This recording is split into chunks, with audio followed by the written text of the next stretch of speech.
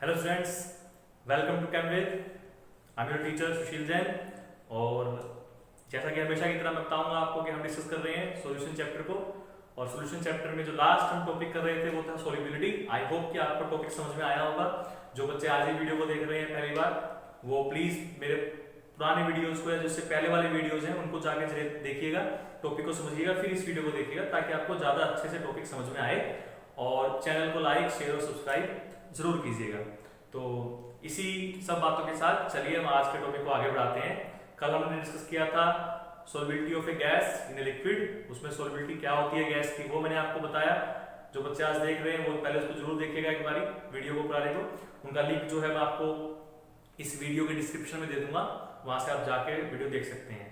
इसके अलावा फिर हमने डिस्कस किया था फैक्टर्स को। दो फैक्टर हमने कल डिस्कस किए थे, एक नेचर ऑफ गैस और नेचर ऑफ सॉल्वेंट क्या हो सकता है, और दूसरा हमने डिस्कस किया था टेम्परेचर के बारे में कि गैस की सॉल्युबिलिटी जो है वो टेम्परेचर के बढ़ाने से बढ़ती ही है। ओके, यहां तक हमने कल क्लियर कर लिया था।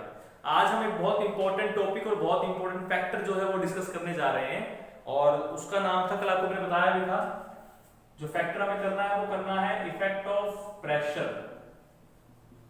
गैस की सॉल्युबिलिटी पर क्या इफेक्ट पड़ेगा प्रेशर का, आज हमें ये सीखना है। ठीक है, और इस इफेक्ट को एक्सप्लेन किया था विलियम हेनरी ने, इसलिए इसका नाम पड़ गया था हेनरीज लॉ। ओके, तो हमें आज क्या पढ़ना है, आज हमें हेनरी लॉ पढ़ना है, जो बहुत इंपॉर्टेंट है सीबीएसई बोर्ड के एग्जाम के लिए भी। ये बहुत इंपॉर्टेंट है, थ्योरेटिकल क्वेश्चन इससे मिलता है। और जो बच्चे नीट और जेईई की प्रिपरेशंस के लिए पढ़ रहे हैं, वहां से आपको इस टॉपिक से आपको एक न्यूमेरिकल जो है वो मिल सकता है। तो नीट और जेईई के बच्चों के लिए ये टॉपिक न्यूमेरिकल वे से बहुत इंपॉर्टेंट है, और सीबीएसई और अदर बोर्ड्स के एग्जाम्स के लिए ये टॉपिक आपका थ्योरेटिकल वे से बहुत इंपॉर्टेंट है। न्यूमेरिकल भी दे देते हैं सीबीएसई के अंदर भी, ऐसी कोई बड़ी बात नहीं है, लेकिन बहुत कम है कि न्यूमेरिकल पे फोकस रहता है। थ्योरेटिकल पार्ट पे ही ज्यादा इस टॉपिक से फोकस जो है वो रहता है। तो आज मैं आपको एक्सप्लेन करूंगा हेनरी लॉ के बारे में, और देखते हैं उसके बाद कितना हम टॉपिक कर सकते हैं आगे। चलिए, तो इसको समझते हैं प्रेशर को। इसको समझाने के लिए मैं हेल्प ले रहा हूं एक डायग्राम की, कि मान लीजिए मेरे पास एक कंटेनर है, जिस कंटेनर को अंदर हमने क्या किया है, इस कंटेनर के अंदर हमने हमारी सॉल्वेंट जो है वो डाला हुआ है। ये हमारा सॉल्वेंट हो गया। ठीक है, वाटर ले लिया हमने या कोई भी सॉल्वेंट ले लिया, और इस सॉल्वेंट के अंदर क्या घुली हुई है, थोड़ी सी गैस घुली हुई है। तो मान लेते हैं कि ये उसके अंदर थोड़े से गैस के पार्टिकल जो हैं वो इस तरीके से घुले हुए हैं, और कुछ गैस पार्टिकल जो हैं वो सॉल्यूशन के ऊपर है। यहां से हम ये बोल सकते हैं कि ये आपके इक्विलिब्रियम में है। ये यहां से क्या है, इक्विलिब्रियम में है। और इसको बंद करने के लिए मैं क्या यूज कर रहा हूं, इसको बंद करने के लिए हम यहां पर यूज कर रहे हैं एक पिस्टन, जो पिस्टन आपका मूव कर सकता होगा। तो यहां से हमने पिस्टन लगा दिया कंटेनर के ऊपर, जो आपका मूव हो सकता है। ठीक है, याद रखने में आ रहा होगा आपको कि मेरी ड्राइंग इतनी अच्छी नहीं है, बट मैंने ट्राई किया है कि मैं आपको थोड़ा सा एक्सप्लेन कर सकूं। तो ये आपका कुछ सॉल्यूशन है जहां पर इक्विलिब्रियम सिचुएशन में है, कि जितने गैस पार्टिकल्स आपके, क्योंकि सैचुरेशन हो गया ना, हम सैचुरेशन के टाइम की बात कर रहे हैं कि सॉल्यूशन आपका सैचुरेट हो गया है। तो सैचुरेट हो गया है, तो यहाँ पर क्या होगा, आपका कुछ ना कुछ प्रेशर होगा गैस पार्टिकल्स का, जो सॉल्यूशन के ऊपर लग रहा होगा, और ये हमने पिस्टन लगाया हुआ है। अब मैं क्या करता हूं, अब मैं ये करता हूं कि इस पिस्टन को कंप्रेस कर देता हूं। तो इस पिस्टन को मैं मान लीजिए यहां लेके आ गया, ये हम पिस्टन को यहां लेके आ गए। ठीक है, पिस्टन को मैं यहां ले आया, नीचे लाने का मतलब क्या है कि हमने प्रेशर को बढ़ा दिया। अब प्रेशर बढ़ाने से क्या होगा, प्रेशर बढ़ाने से ये होगा कि आपके जो ये गैस पार्टिकल्स थे, जो पहले यहां खुले घूम रहे थे, अब वो गैस पार्टिकल आपके कहां आ जाएंगे, वो गैस पार्टिकल अब आपके हमारे सॉल्वेंट के अंदर आके एंटर कर जाएंगे यहां पे। तो पहले गैस पार्टिकल जो थे वो कम थे, अब गैस पार्टिकल क्या हो गए हैं, ज्यादा हो गए हैं। यानी कि अमाउंट क्या है गैस पार्टिकल का, पहले से ज्यादा हो गया है, और अमाउंट को हम क्या बोलते हैं, सॉल्युबिलिटी बोलते हैं। यानी जब प्रेशर कम था तो अमाउंट कम था, यानी सॉल्युबिलिटी कम थी। जब प्रेशर को बढ़ा दिया हमने, तो प्रेशर बढ़ाने से अमाउंट ज्यादा हो गया, यानी कि सॉल्युबिलिटी ज्यादा हो गई। तो हेनरी ने आपको यही बताया कि किसी भी गैस की जो सॉल्युबिलिटी होती है वो डायरेक्टली प्रोपोर्शनल होती है प्रेशर ऑफ द गैस या pressure of the solution over the solvent. ठीक है, इस तरह से हम बोल सकते हैं।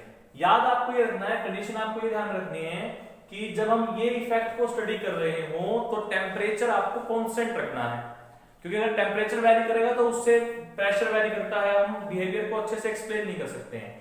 तो इसीलिए आपको कोशिश करना है कि कांस्टेंट टेम्परेचर रखना है, और कांस्टेंट टेम्परेचर पे आपको प्रेशर का जो बिहेवियर है वो चेक करना है।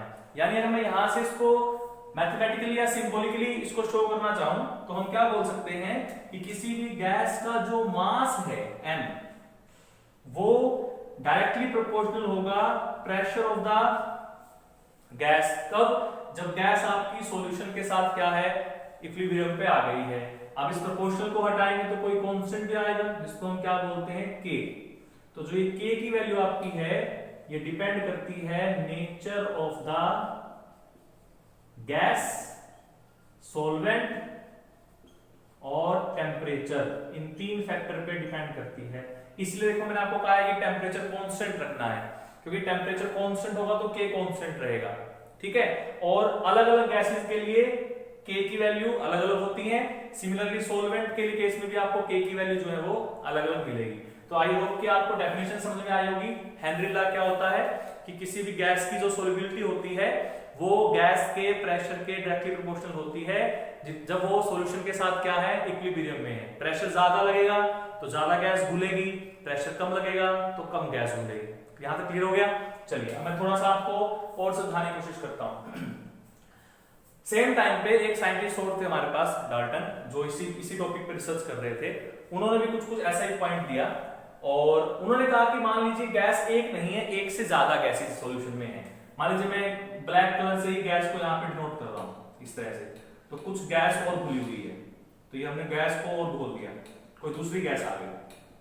ठीक है, तो जब प्रेशर बढ़ाएंगे तो नॉर्मल सी बात है कि वो गैस भी यहाँ पे आएगी, प्रेशर बढ़ाने पे तो उसकी सॉल्युबिलिटी बढ़ जाएगी। लेकिन हर एक गैस का प्रेशर क्या होता है, अलग अलग होता है ना, जिसको हम पार्शियल प्रेशर बोलते हैं। Different gas have different pressure, so they are called partial pressure. तो ये यहाँ पर क्या होता है, इनका पार्शियल प्रेशर होता है। तो उसने यहाँ से क्या ड्राइव किया कि अब मास निकालने के बजाय हम क्या निकालते हैं, हम गैस के मोल फ्रैक्शन निकालते हैं। यहां तक बात समझ आ रही, क्या निकालते हैं, मोल फ्रैक्शन निकालते हैं। तो उसने आपसे क्या कहा, उसने आपसे ये कहा कि किसी भी गैस के मोल फ्रैक्शन, जिसको हम डिनोट किससे करते हैं, इसको हम डिनोट करते हैं x के साथ। तो किसी भी गैस के जो मोल फ्रैक्शन होते हैं आपके, वो आपके डायरेक्टली प्रोपोर्शनल होंगे उस गैस के पार्शियल प्रेशर के। मान लीजिए मैं दो गैस मान के चल रहा हूं, A और B, दो गैस मेरे पास हैं, तो यहां पर हम लिखते हैं A, तो ये हो गया पार्शियल प्रेशर ऑफ A। तो ये आपका एक और तरीके से कैलकुलेशन आ गई सॉल्युबिलिटी निकालने की। यहां पर x is the concentration term, और कंसंट्रेशन क्या होती है, सॉल्युबिलिटी, जब सॉल्यूशन कैसा हो, सैचुरेटेड। तो यहां पर ये किसको डिनोट कर रही है, सॉल्युबिलिटी को, और ये क्या डिनोट कर रहा है आपका, partial pressure of the gas. Clear हुआ? तो जब यहां से हम प्रोपोर्शनल को हटाएंगे तो क्या आएगा, यहां से आपके पास आएगा एक कांस्टेंट, और ये आ गया PA। हम इसको साफ कर लेते हैं, बाकी को हमारी जगह इस डायग्राम में थोड़ी सी कवर कर रखी है। आई होप कि आपको डायग्राम समझ में आया होगा कि डायग्राम से हमने क्या सीखा है। क्लियर?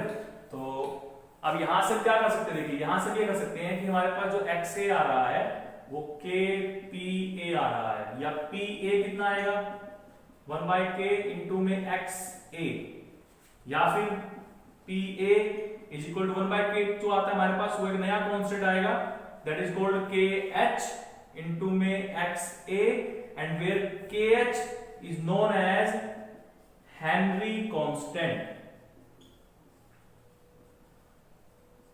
ठीक है, तो यहां से भी क्या देखा कि जब कोई गैस का मिक्सचर हम लेंगे सॉल्यूशन के अंदर, और किसी एक गैस की सॉल्युबिलिटी आपको निकालनी है, तो उस एक गैस की सॉल्युबिलिटी जो है वो उस गैस के मोल फ्रैक्शन पे डिपेंड करेगी।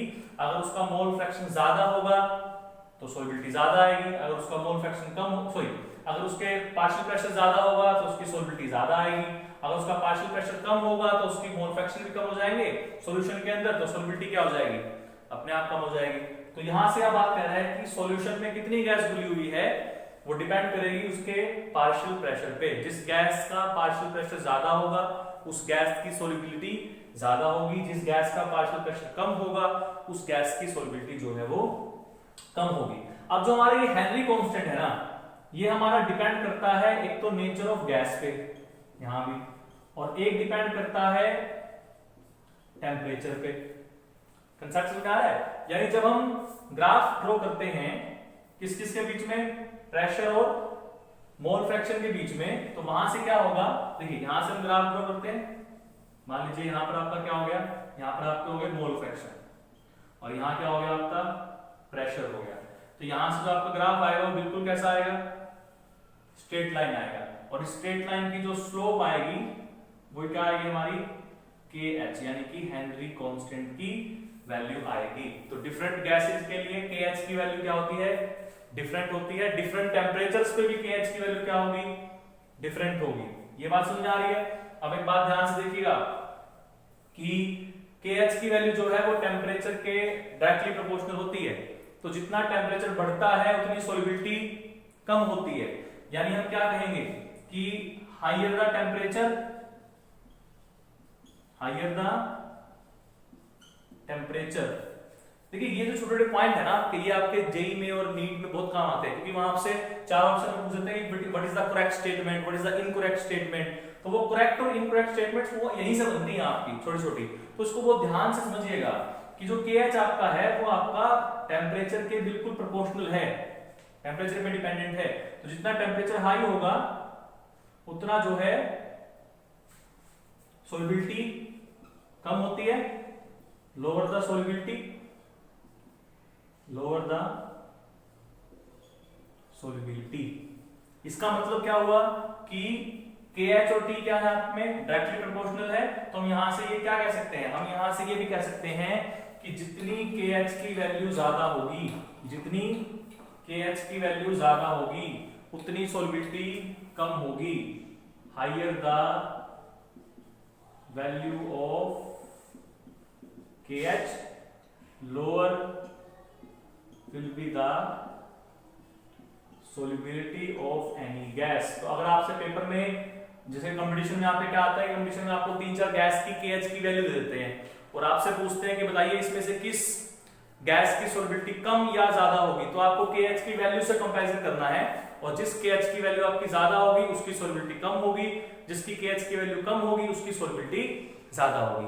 तो आई होप कि आपको हेनरी लॉ समझ में आया होगा। सिंपल सा लॉ है जो आपको सिर्फ इतना बताता है कि किसी भी गैस की जो सॉल्युबिलिटी है वो डिपेंड करती है गैस के पार्शियल प्रेशर पर। ज्यादा प्रेशर तो ज्यादा सॉल्युबिलिटी, कम प्रेशर तो कम सॉल्युबिलिटी। यानी हम सिंपल भाषा में कहें तो प्रेशर के बढ़ाने से गैस की सॉल्युबिलिटी इंक्रीज करती है। यहां तक बात समझ में आई?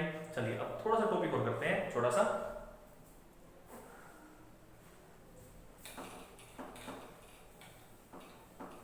कोई ज्यादा मुश्किल टॉपिक नहीं है आपके सॉल्यूशन चैप्टर में, इतने बस नॉर्मल से टॉपिक हैं। आप थोड़ा सा पढ़ेंगे ध्यान से तो आपके सोल्व हो जाएंगे। चलिए अब बात आती है कि किन कंडीशंस पर हेनरी लॉ को हम अप्लाई कर सकते हैं। क्या कंडीशंस ऐसी होनी चाहिए आइडल कि जिसमें हमारा जो हेनरी लॉ है वो बहुत अच्छे से एप्लीकेबल हो जाए। तो 2-3 कंडीशंस हैं, ज्यादा कंडीशंस नहीं है। तो उन कंडीशंस को हम डिस्कस कर रहे हैं कि उन कंडीशंस पर हेनरी लॉ आपका अच्छे से अप्लाई हो सकता है। ठीक है, तो कंडीशंस लिख रहे हैं हम, conditions for Henry law. Conditions for Henry law. आसान सी कंडीशन है क्या? एक तो ये कंडीशन है कि जो हमारी गैस है, the gas should behave like a idol gas. सुना है ना आइडल गैस? तो कोई भी गैस अगर हम ले रहे हैं तो कोशिश रही हो कि वो गैस हमारी आइडल गैस की तरह बिहेव करे। अगर वो गैस आइडल गैस की तरह बिहेव करती है तो हेनरी लॉ की एप्लीकेशन जो है, हेनरी लॉ जो है बहुत अच्छे से अप्लाई हम कर सकते हैं। ठीक है, चलिए दूसरा क्या होता है? दूसरा ये होता है कि जो गैस हम हेनरी लॉ अप्लाई कर रहे हैं उस गैस का प्रेशर जो है, pressure should be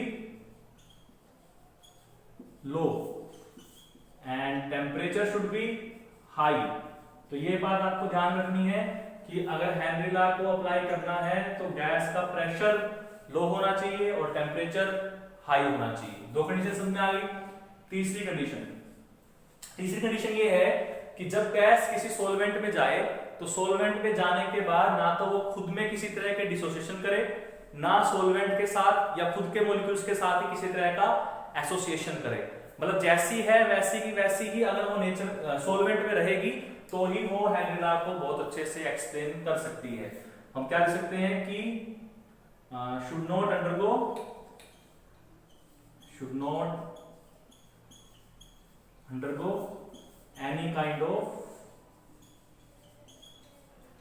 any kind of association और dissociation। जैसे कुछ गैसेज ऐसी होती हैं जो सोलवेंट में जाने के बाद खुद के साथ ही जुड़ जाती हैं या सोलवेंट के साथ जुड़ जाती हैं, और कुछ गैसेज ऐसी होती है जो टूट जाती है, डिसोसिएट करती है खुद को। तो ऐसे केसेस में हेनरी ला के अप्लाई होने के चांसेस जो है वो बहुत कम हो जाएंगे। मैं इसको आपको थर्ड जो कंडीशन है, थर्ड कंडीशन का आपको एक एग्जांपल दे देता हूं ताकि आपको थोड़ा समझ में आ जाए क्या कहना चाह रहा हूं मैं, क्या मेरा कहने की इच्छा है। वो ये कह रहे थे कि मान लीजिए HCl गैस है,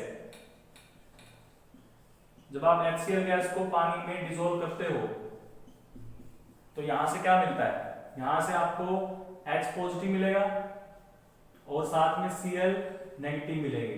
तो देखिए ये क्या हो गई गैस, ये पानी में जाने के बाद डिसोसिएशन हो गई, इसका मतलब इसके हेनरी ला को अप्लाई करने के चांस बहुत कम है। ऐसे ही मान लीजिए आपके पास NH3 गैस है, जब आप NH3 गैस को वाटर में डिसॉल्व करते हो तो क्या बनता है, NH4OH बन जाता है, अमोनियम हाइड्रोक्साइड, है ना।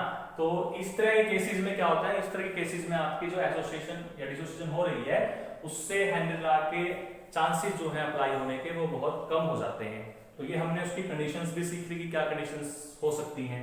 उसके बाद फिर बिल्कुल लास्ट टॉपिक इसका बचता है हमारा हेनरी ला का आज का,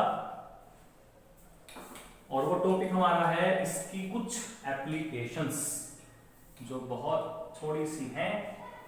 क्या है एप्लीकेशन, पेपर में CBSE में जो बच्चे पढ़ रहे हैं उनके लिए आ सकती है, नीट जेईई में तो इतना खास इसका इंपॉर्टेंट नहीं है एप्लीकेशंस का, लेकिन बोर्ड के लिए आप अगर प्रिपरेशन कर रहे हो सिर्फ तो वहां पर आपको एप्लीकेशन देखने को मिल सकती है। तो बहुत आसान सी है। पहली क्या है कि हम जो कोल्ड ड्रिंक्स वगैरह पैक करते हैं या जितने भी ड्रिंकिंग आते हैं आपके लिक्विड्स, उन सभी के अंदर खासकर जो शैंपेन हो गई या बियर हो गई या अल्कोहल से रिलेटेड कोई चीज हो गई या कोल्ड ड्रिंक हो गई, इन सभी में क्या करते हैं, कोल्ड ड्रिंक्स में हम जब बोतल को पैक करते हैं तो उसमें जो CO2 गैस होती है वो बहुत हाईली प्रेशर डाल जाती है ताकि वो उसमें सोल्यूबल रहे। जब आप उसका ढक्कन खोलते हो तो आपको देखा होगा कि गैस निकलती है, उसमें से आवाज आती है निकलने की। इसका मतलब क्या हुआ कि जब आपने उसका प्रेशर कम किया तो प्रेशर कम करने की वजह से जो गैस की सोल्यूबिलिटी थी वो कम हो गई और गैस क्या निकल गई, बाहर निकल गई। तो कोल्ड ड्रिंक्स के अंदर हम हेनरी ला को यूज करते हैं। इसके अलावा आपने स्कूबा डाइविंग का नाम सुना होगा, बहुत से बच्चों ने की भी होगी स्कूबा डाइविंग या सोची होगी करने की, कभी करने होंगी। तो वो क्या करते हैं स्कूबा डाइविंग के अंदर वो गैस सिलेंडर साथ में लेके जाते हैं, और उस गैस सिलेंडर क्या होता है, एयर होती है जिसमें ऑक्सीजन गैस होती है, साथ में क्या होती है, नाइट्रोजन गैस होती है। तो जब हम नीचे जाते हैं तो नीचे जाने पर क्या होता है, पानी का प्रेशर बढ़ता है हमारे ऊपर। तो उस वजह से जो हमारे अंदर ब्लड के अंदर क्या है, ब्लड के अंदर ऑक्सीजन गैस की और नाइट्रोजन गैस की सोल्युबिलिटी बढ़ जाती है। क्लियर। लेकिन जब हम वापस आते हैं तो ऑक्सीजन गैस तो CO2 में कन्वर्ट हो चुकी है, लेकिन नाइट्रोजन गैस ब्लड में एज इट इज रहती है। तो जब वापस आते हैं तो प्रेशर कम होता है और वही नाइट्रोजन गैस आपकी बाहर आती है, जिससे कई बार जो स्कूबा डाइवर है उसको थोड़ी सी परेशानी होती है। तो उस परेशानी को दूर करने के लिए क्या करते हैं, इसमें हम थोड़ी सी हीलियम मिक्स कर देते हैं जो उस नाइट्रोजन के इफेक्ट को क्या कर देती है, कम कर देती है। क्लियर। तो ये आपकी सेकंड एप्लीकेशन हो गई। थर्ड एप्लीकेशन क्या हो सकती है आपकी, जब हम हाई एल्टीट्यूड पे जाते हैं, मतलब लेह लद्दाख में जाते हैं या पहाड़ों में जाते हैं, तो वहां क्या होता है, वहां हम कई बार सिर दर्द या चक्कर जैसे हमें प्रॉब्लम आने लगती है। क्यों? क्योंकि ऑक्सीजन नहीं मिलती अच्छे से हमें, और जब ऑक्सीजन अच्छे से नहीं मिलेगी क्योंकि प्रेशर भी ऊपर कम हो गया जाके, तो प्रेशर कम होने से जो ऑक्सीजन की सोल्युबिलिटी है वो हमारे ब्लड में कम हो जाती है। तो हमारे माइंड तक या हमारे ब्रेन तक अच्छे से ऑक्सीजन नहीं पहुंच रही है, इस वजह से हमें क्या फील होता है, सर दर्द फील होता है या चक्कर जैसा फील होता है। ठीक है, फटीग हम कहते हैं, फटीग हो रहा है। तो वो हम वहां देखते हैं हेनरी ला को, हेनरी ला वहां भी अप्लाई हो रहा है हमारा। इसके अलावा सबसे इंपॉर्टेंट जो है हमारे जो लंग्स काम करते हैं, लंग्स भी हमारे हेनरी ला के बेस पे ही काम करते हैं। कैसे? देखिए, जब हम सांस लेते हैं इस तरह जोर से तो हमारे अंदर क्या जा रही है, एयर जा रही है। ठीक है, और वो एयर का प्रेशर अंदर क्या हो गया, बढ़ गया लंग्स में। तो बढ़ने की वजह से क्या होता है कि जो एयर है उसके अंदर से जो ऑक्सीजन गैस है उसकी सोलिबिलिटी ब्लड में इंक्रीज कर जाती है, ठीक है। जब हम सांस छोड़ते हैं तो लंग्स में प्रेशर कम हो गया, तो जो ब्लड के अंदर की CO2 गैस है जो O2 से बनी है वो वापस क्या आती है, बाहर आती है। तो जब सांस ले रहे हैं तो प्रेशर बढ़ रहा है, प्रेशर बढ़ने से एयर की सोलिबिलिटी एयर ब्लड में इंक्रीज कर रही है। जब सांस छोड़ रहे हैं तो उससे क्या हो रहा है कि प्रेशर कम हो रहा है, प्रेशर कम हो रहा है तो CO2 की सोलिबिलिटी ब्लड में है वो कम हो रही है। इसी तरीके से हमारे जो लंग्स हैं वो बॉडी के अंदर काम करते हैं, ठीक है। तो ये थी आपकी एप्लीकेशंस ऑफ हेनरी लॉ, और आज हमने हेनरी लॉ का टॉपिक कंप्लीट किया, जो हमें क्या बताता है, किसी भी गैस की सोलिबिलिटी बताता है कि उस पर क्या असर पड़ेगा विद चेंज इन प्रेशर। तो आई थिंक आपको आज का टॉपिक समझ में आया होगा अच्छे से। अब इसका मैं आपको एक न्यूमेरिकल लिख के दे रहा हूं, आपको ट्राई अपने आप करने हैं, एक या दो न्यूमेरिकल। ये खासकर उन बच्चों के लिए हैं जो नीट और जेईई की प्रिपरेशन कर रहे हैं, और मुझे आंसर जरूर बताइएगा सोल्व करने के बाद कि सर हमारे ये आंसर आए हैं कमेंट्स में। और आप मेरा फेसबुक पेज भी लाइक कर सकते हैं, ज्वाइन कर सकते हैं, कैमवेदा वो मेरा फेसबुक पेज है, वहां भी आप अपने डाउट्स डाल सकते हैं और वहां भी आपको हर वीडियो का लिंक जो है वो मिलेगा। तो आई होप कि आप पेज को लाइक करेंगे और टेलीग्राम चैनल को भी ज्वाइन कीजिए, भाई मैं बार बार आपको बोल रहा हूँ, वरना आप वीडियो तो देख ही रहे हैं। ओके, तो अभी मैं आपको न्यूमेरिकल दे रहा हूँ या दो न्यूमेरिकल आपको देता हूँ, उसके बाद आपका टॉपिक जो है हम कंप्लीट करते हैं। ओके, चलिए।